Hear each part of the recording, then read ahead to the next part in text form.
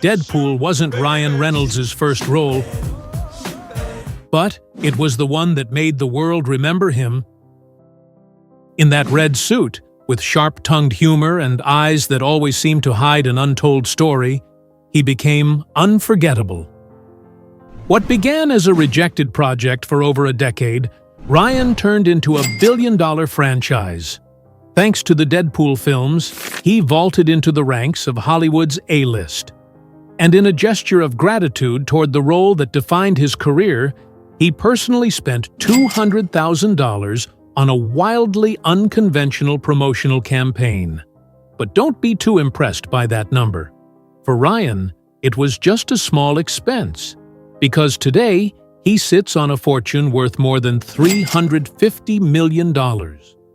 With multi-million-dollar estates, luxury cars, and an entire business empire under his name, success has become second nature. Yet behind the spotlight lies a path few have seen. A film flop so severe, he'd likely rather erase it from memory.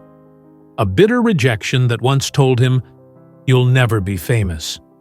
And years of crippling anxiety that left him unable to even enter an audition room. Everyone knows Deadpool. But how many have truly seen Ryan Reynolds, without the mask, when the cameras stop rolling? Join us as we explore the quiet, resilient, and utterly unique life of the man behind the red suit. In a small apartment during a cold Vancouver winter, there was a boy who delivered newspapers by dawn and dreamed of standing beneath stage lights by night.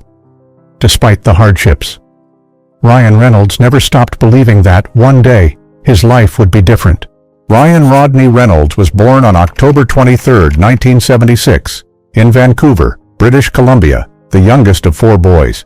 He grew up surrounded by love, but not by wealth. His father, James Chester Reynolds, worked in food distribution and had once been a police officer.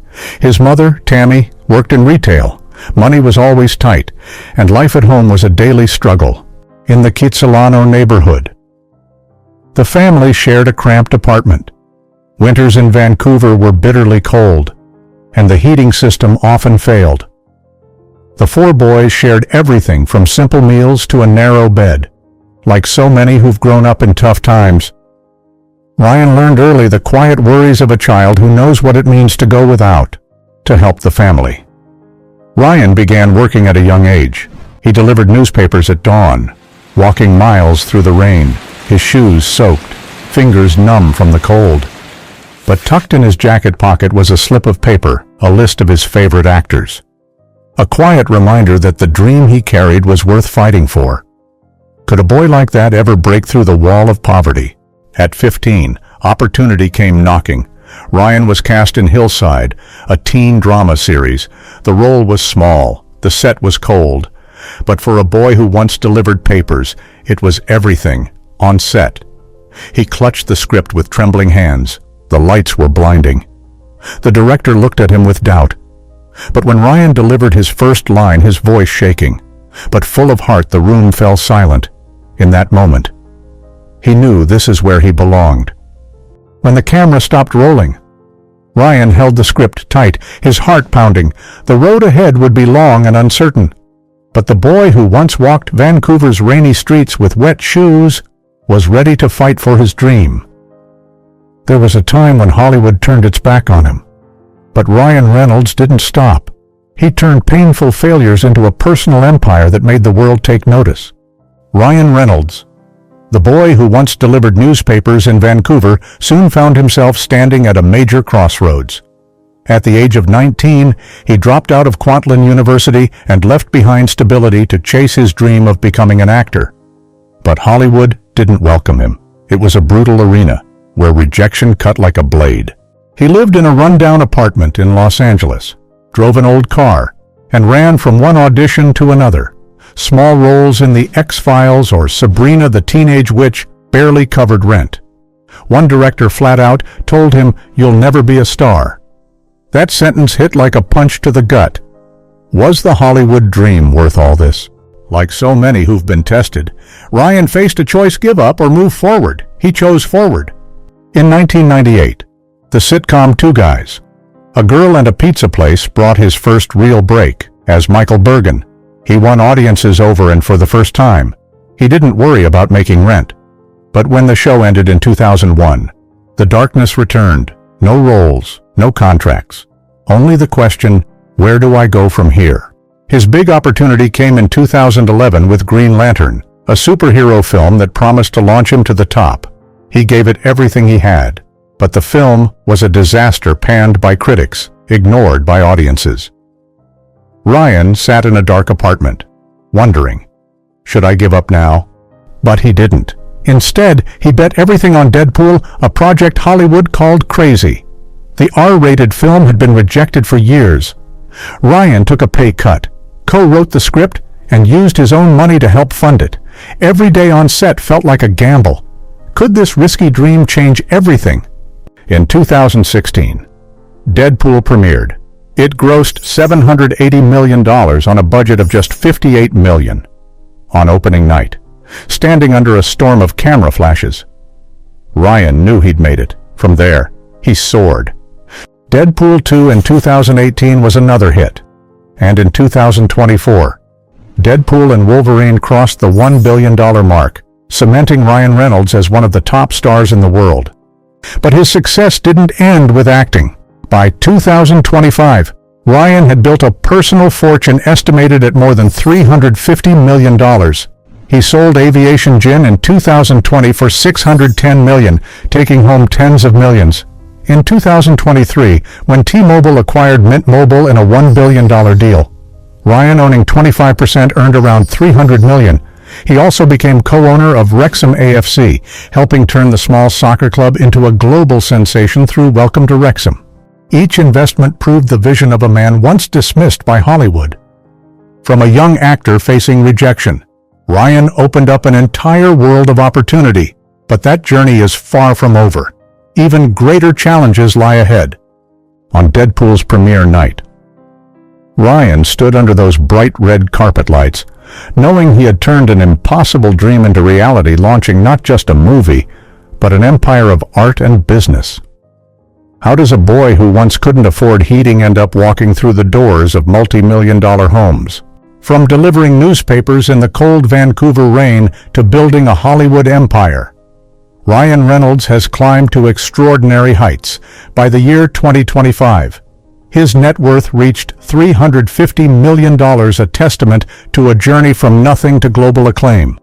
But for Ryan, success isn't just about numbers. It's about the home he's built for his family, the balance he maintains between luxury and simplicity. He and his wife, Blake Lively, own a stunning colonial-style estate in Pound Ridge, New York, valued at $5.7 million. The home spans 7,594 square feet, sits on 11 acres of land, and features 7 bedrooms, a swimming pool, and a tennis court. It's where Ryan and their 4 children find peace far from the noise of Hollywood. It includes 7 bedrooms, a wood-paneled library, a small wine cellar, and a hidden tennis court wrapped in lush green vines. The living room has soaring ceilings and soft, natural light that filters through large glass windows, casting a warm glow on cream-colored walls and pale oak floors. What makes the house special isn't the amenities, it's the feeling that a real family lives there.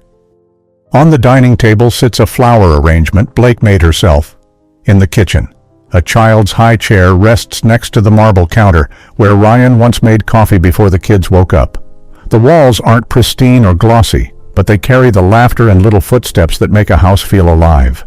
At night, Pound Ridge falls into near silence.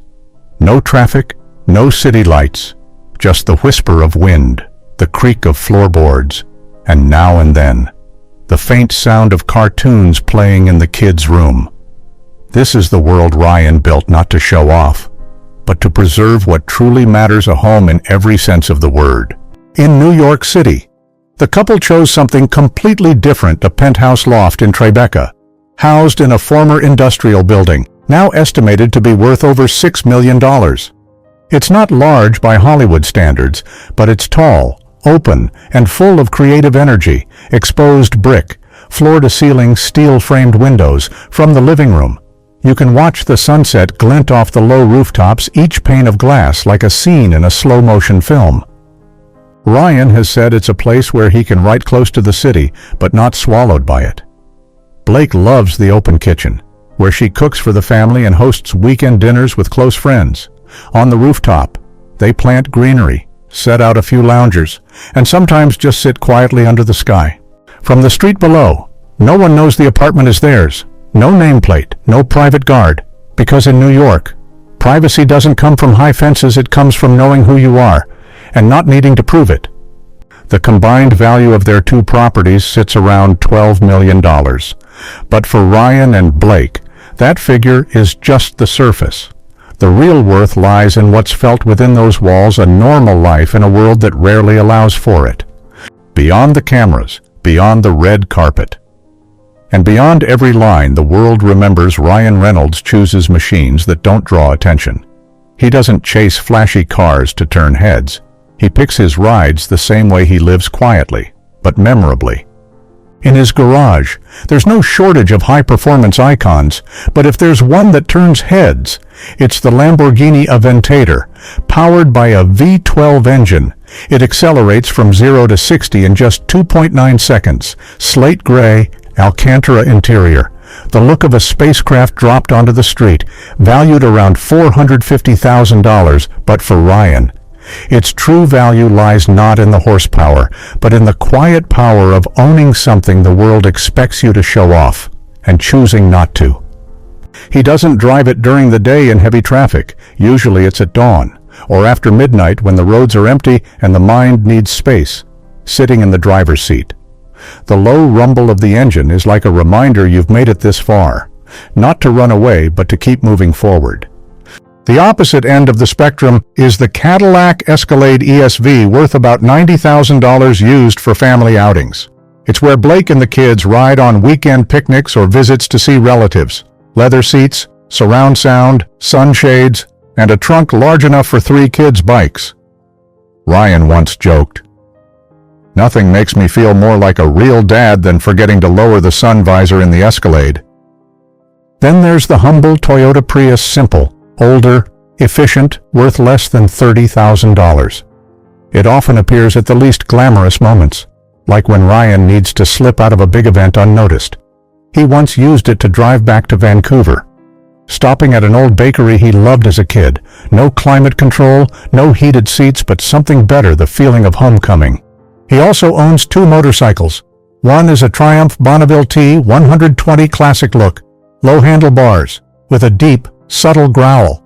He rides it on days when I need silence, but not sadness. The other is a Ducati Paul Smart 1000 LE, a rare limited edition model worth up to $25,000 when kept original.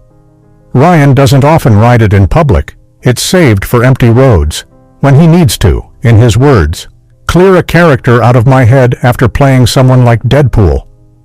To many, vehicles are tools. To Ryan, they're companions, each representing a different part of his life: the artist, the father, the dreamer, and the man who's faced failure. He doesn't collect cars, he lives with them.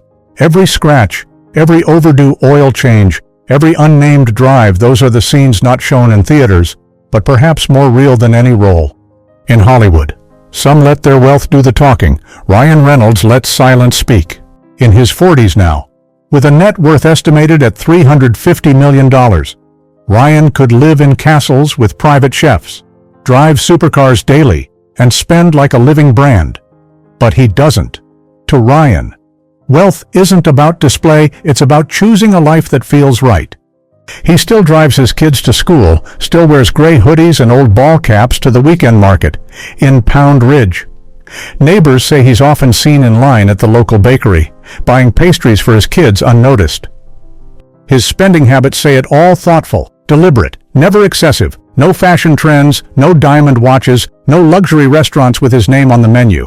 Instead, he invests in things he genuinely cares about, like aviation gin, Mint Mobile, or the Wrexham AFC soccer team, not for status, but to build meaningful stories at home.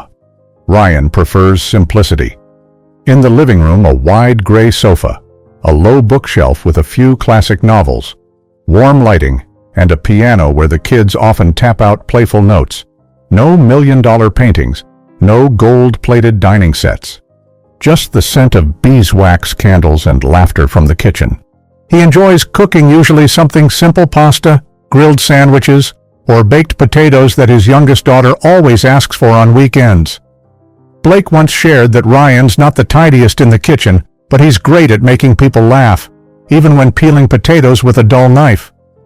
His biggest habit, staying grounded. He reads scripts in the evening, sometimes writes ad ideas by hand for the brands he invests in. On clear mornings, he takes the dog for a walk alone. No bodyguard.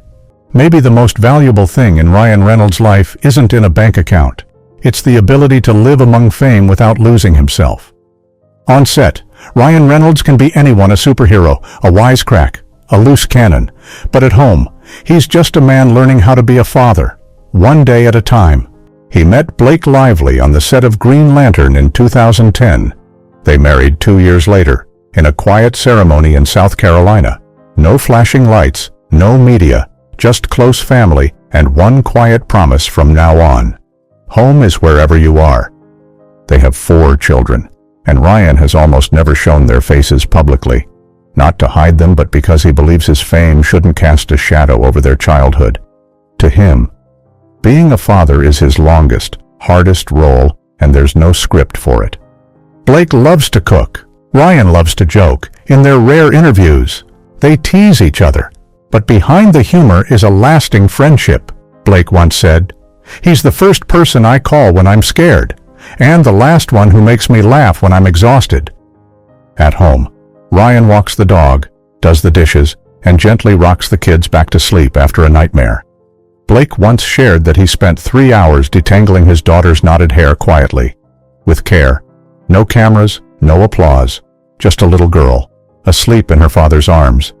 When Ryan's father passed away after a long battle with Parkinson's, he didn't make a speech. He simply posted an old photo, just the 2 of them and a worn-out bicycle, and one line: "Love you forever, Dad." For Ryan, family isn't something to put on display. It's something you protect in silence. In the noisy world of Hollywood, one man chooses to live quietly, not perfect but kind, not loud but always present.